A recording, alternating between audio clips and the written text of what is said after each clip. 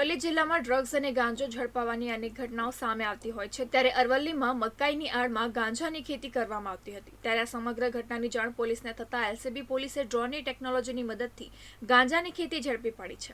અરવલ્લી જિલ્લાના માલપુરના હાથીખાટના મોવાડામાં મકાઈની આડમાં ગાંજાની ખેતી કરવામાં આવી હતી. આ અંગે પોલીસને બાતમી મળતા એલસીબી પોલીસે ડ્રોનની ટેકનોલોજીની મદદથી ગાંજાની ખેતી ઝડપી પાડી છે. પોલીસે અહીંથી ગાંજાના 350 છોડ ઝડપ્યા તેમજ 12.83 લાખની કિંમતના 128 કિલો ગાંજાના છોડ ઝડપ્યા છે. અરવલ્લી જિલ્લા એલસીબી પોલીસે રેડ પાડીને આ કાર્યવાહી કરી છે. ત્યારે આ કાર્યવાહી કરતા આરોપી ગુલાબજી વિરાજી ખાટ ફરાર થઈ ગયો છે. આ મામલે એલસીબી પોલીસે આરોપી ગુલાબજી વિરાજી ખાટ વિરુદ્ધ નાર્કોટિક્स ड्रग कायदा हेठળ गुनो दाखिल કર્યો છે.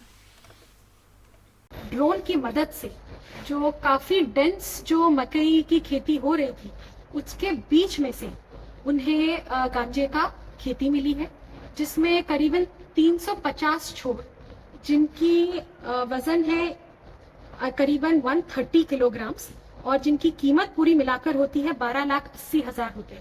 इतने का इनको अभी मिला है. गांजे का जो वावेतर वहाँ हो रहा था. जो आरोपी है गुलाबजी भाई कांट, उनका कब्जा है इस जमीन पर.